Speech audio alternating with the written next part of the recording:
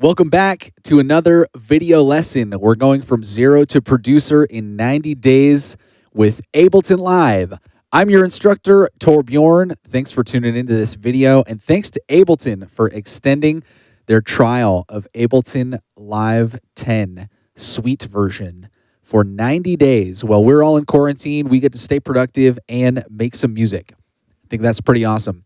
In our last video, we were learning all about how to get a full and balanced bass sound. We were learning about sub-frequencies versus bass frequencies.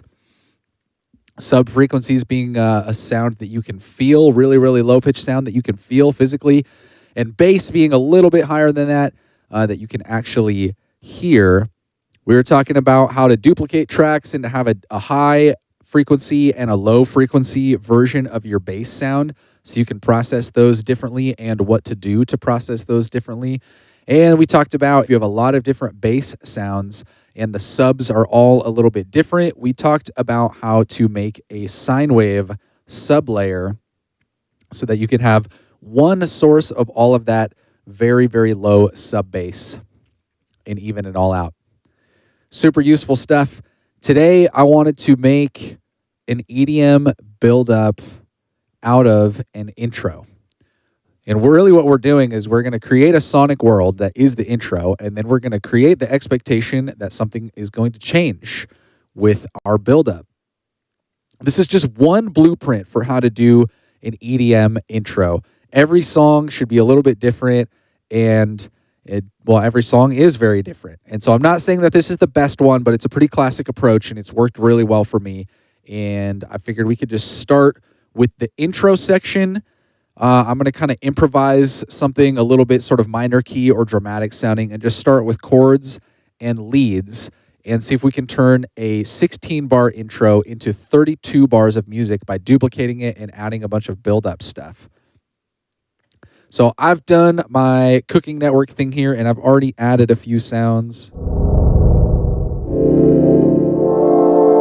And so I'm going to just start by making a chord progression here with my chords. I'm playing like a D minor thing. I'll turn my headphones on so I can hear the notes. And I do these four-note versions of the chords called sevenths chords. This turns a D minor into a D minor seventh. And I like the sound of that. That little extra flavor on top makes it kind of feel jazzy.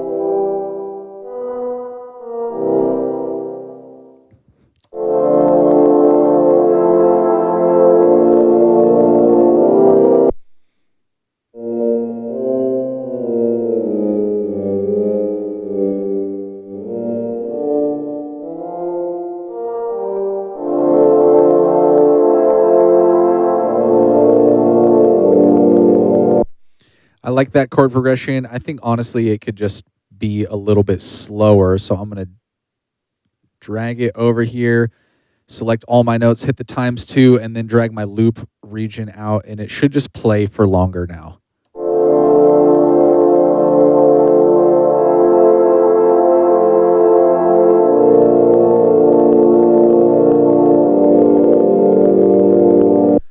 Awesome. Now I've got another MIDI track here with a sound on it. And I'm going to just see if I can improvise a melody over this.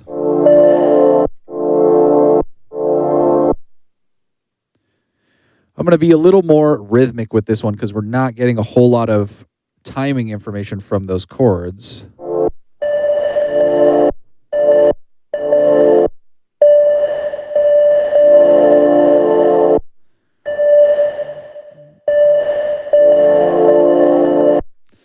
See if we can tighten up this sound a little bit. There we go. That's what I'm looking for. Something a little more plucky.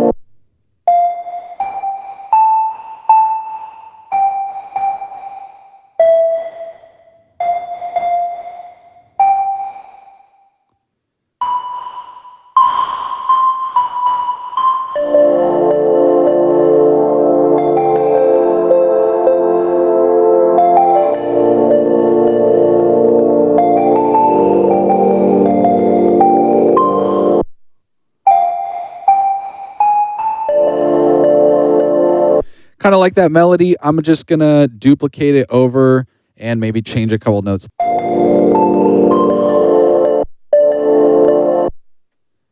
We can just do like a few grace notes.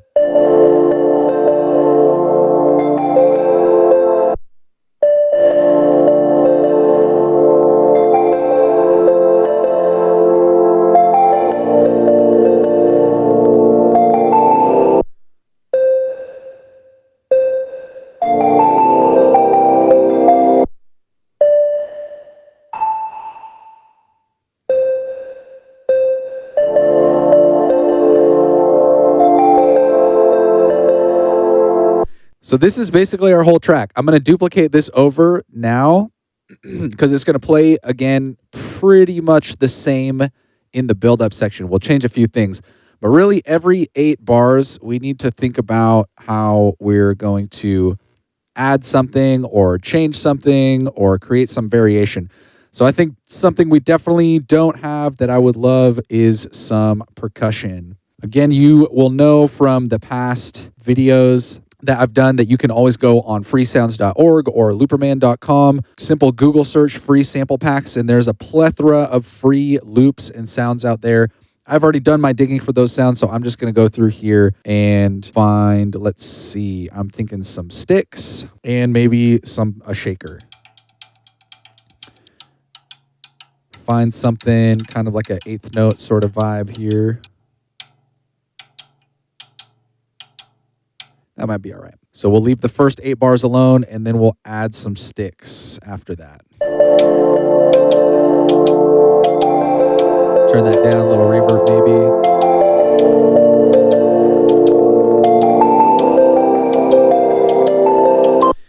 maybe. And let's do some shaker. Didn't really know which direction this song was going to go, but it's definitely got more of like that laid back, chill hop vibe. Maybe we'll keep the shaker going from the very beginning.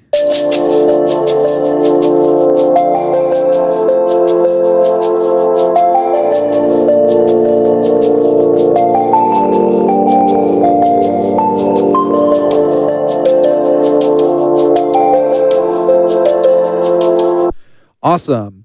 Definitely like how that's building up. All right, so now I'm going to duplicate this chord track, and I'm going to get rid of the MIDI in the first half, and I'm going to rename this Arpeggiator. Let's go here to our sounds, and let's find something from guitar and plucked. I want something really soft here. That's pretty good. That guitar palm legacy, let's drag that over there. That'll get rid of our other instrument. I was hoping that there was an echo knob here because I do want to turn that all the way down. And I think that ambience can get turned down too. That's pretty good. Let's mess with the filter a little.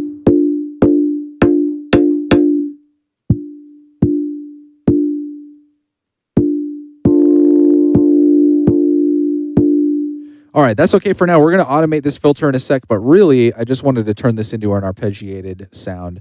Same chords as our synth pad is what I meant to say.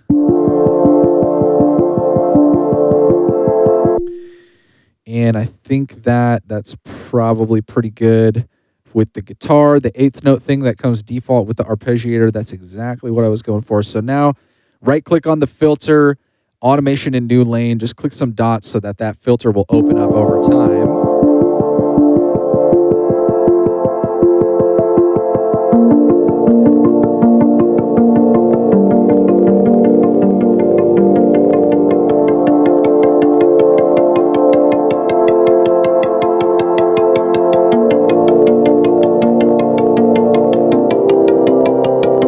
Cool, and that's great. The arpeggiator, definitely, I love that it adds timing information and it makes that energy go up over time. Let's see here. I think it's probably time to add a second thing, duplicate our lead, add a new layer to that.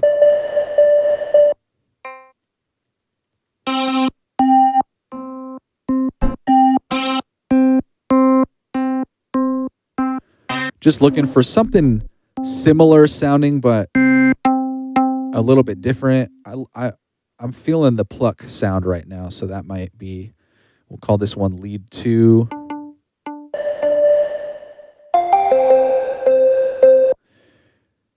That's pretty cool sounding. Maybe we can throw like a saturator, try to do something to make that guitar pluck a little more interesting. Maybe that just needs a little delay. We can do a real short slap delay. And maybe just a little bit of reverb. And now you'll notice that this sounds an octave lower. That's good, but let's see maybe if we shift it up so it's the octave range above our previous synth, because we want that energy to feel like it's increasing, and lower pitches is going to feel like lower energy most of the time. Definitely like the voicing better. I think we can go in here and just grab all of our notes on our lead 2 track, which is a little bit higher pitch, and go down to our 30-second grid and just move those to the left so it's intentionally off by a 30-second note. And it should create this kind of flam effect, the 2 notes playing together but not perfectly at the same time.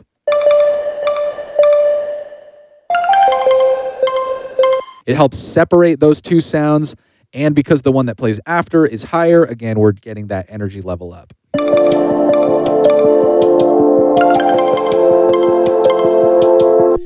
All right, the ARP is helping. I think we can still add another chord layer, something that's a little bit higher pitch as well. Let's go back here to our sounds. Maybe we've got something cool in piano and keys.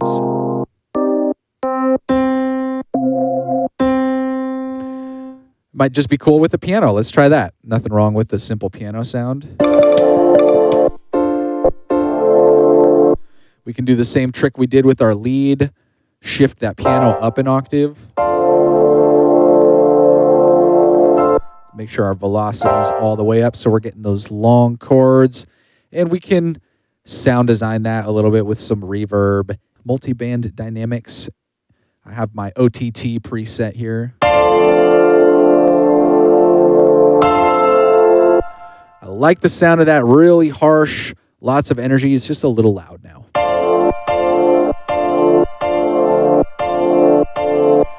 Awesome, that sounded really good. I've got another track here set up for a sub.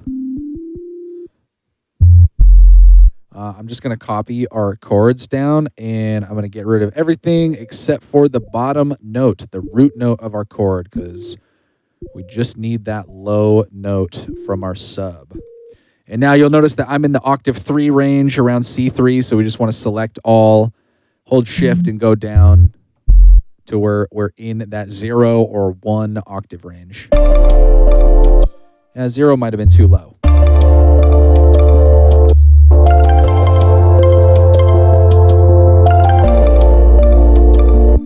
All right, and loving the percussion elements. We could keep the shaker going. I think it's time that we get a little kick and snare pattern in there. We'll just keep it super simple for now because this is the intro after all. We don't need to go too crazy. Just looking for that kind of soft-ish. And maybe we'll find a snap instead of an actual snare.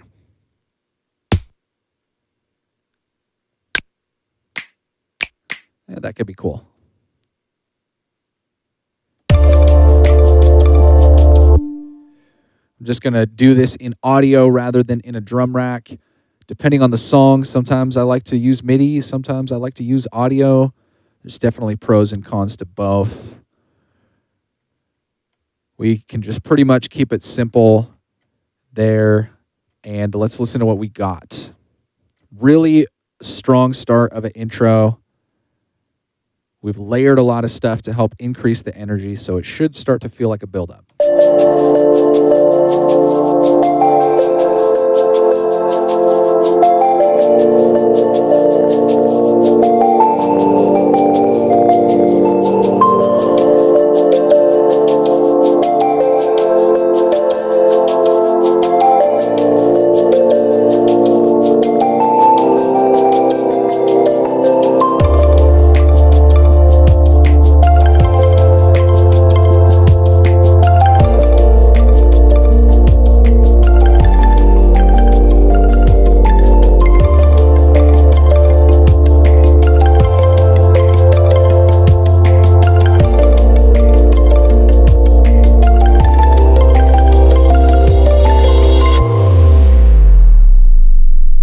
Great. Composition-wise, we've got lots of different sounds. We've got lots of different layers that come in.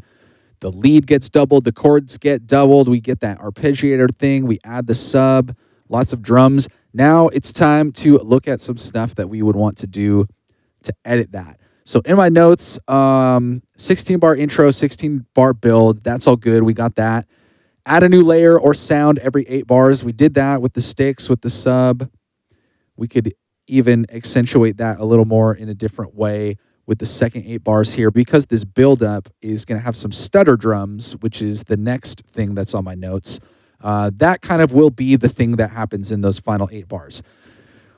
Also, less bass and more high end towards the end of the buildup. So risers, reverse cymbals, and stuff like that can help there. But I've got a couple bonus tips for how we're going to deal with the buildup section. Bonus tip number 1 is, let's finish the stuff from the previous page, which is stutter drums. So I'm just looking from bar 25 to bar 33.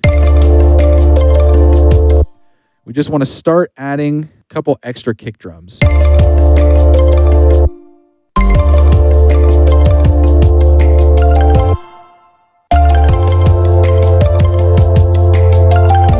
All right, so that's 4 bars there.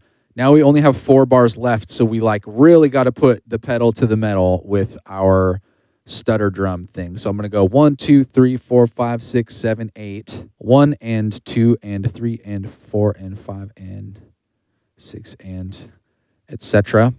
Every time we get through a bar, we're just going to shorten them and add some more all the way to the end. And then once we really get into these super stuttered ones, we can kind of just get rid of some of that extra percussion stuff, the extra snares and all of that.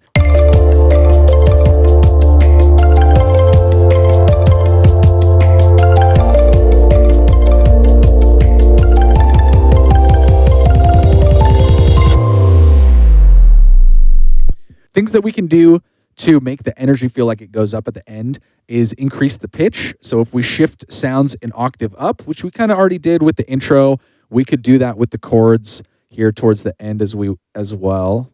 This second one here, I think, was our piano. Let me just rename that. Piano. We could separate this clip at the end here and just shift these last 4 chords up an octave. Maybe we'll do that with our synth chords as well.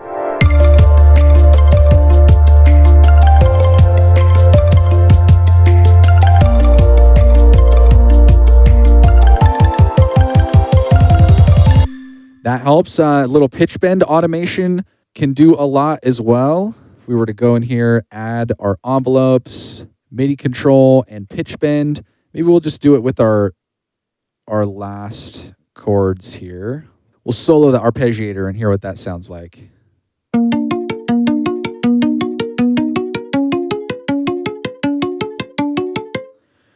That's pretty cool. We might need to go in here and see if we can adjust the pitch bend range. Pitch bend here, so we'll set it to an octave.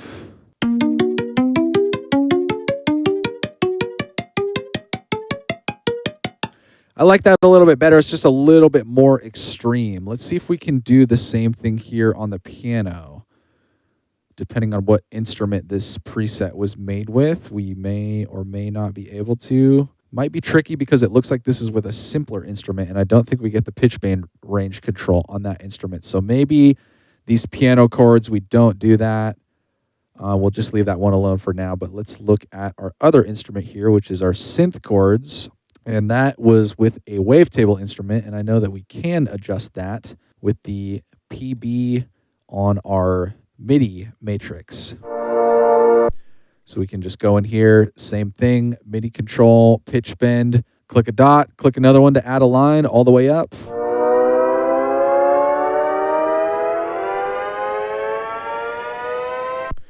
Maybe we'll just get rid of those piano chords at the end because we can't do that full pitch bend thing. We can with our leads, though, so we'll do the same thing here on our lead tracks. Make sure that those are all set to 12. That's an octave from bar 13 of our clip, I believe. Yeah. Envelopes, MIDI control, pitch bend. Make a dot, drag it up. Do the same thing here on this lead. And here's what it sounds like.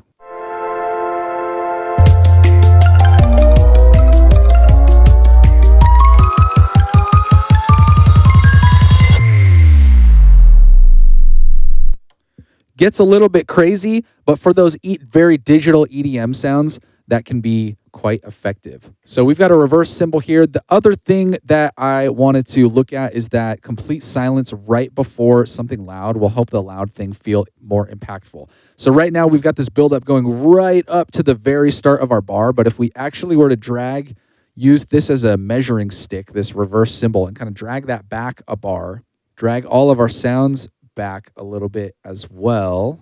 We're going to have to do the same thing here with our kick drum. Get rid of the drums a bar previous and start this stutter thing a little earlier. Get rid of a few more of our sounds so that those stutter drums aren't fighting for space. And then we'll just go through here and just double check our pitch bend range, because we're cutting off that pitch bend by a little bit. So we just want to make sure that we drag those lines over. All our leads, all our chords.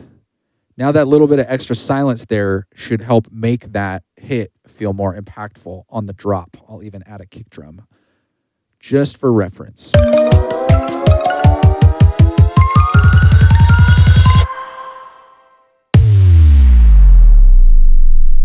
So we're not going to get into the whole drop writing thing just now, but you can see how that little bit of silence makes that hit feel really, really big. And if the gap feels too big, you can always automate a little echo or a little reverb. We can do that on our leads here just quickly for fun.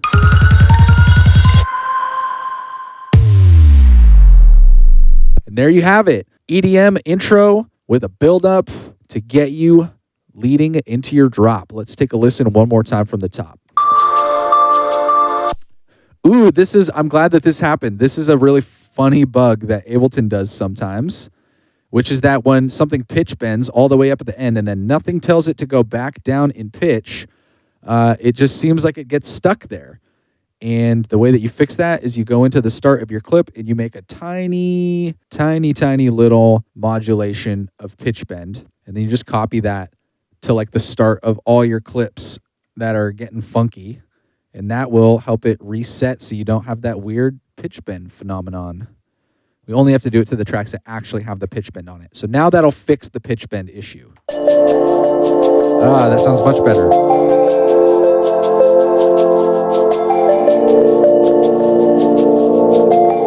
bars, we get a new sound.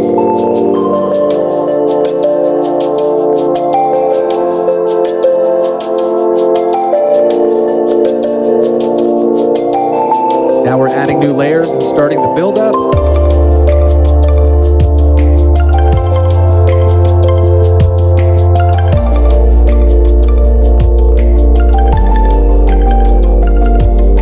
Here comes the stutter drums.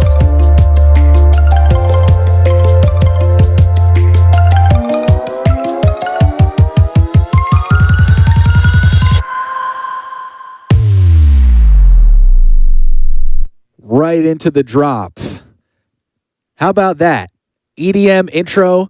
It can be so simple. Just a chord progression that repeats over and over and a melody with just a little bit of variation.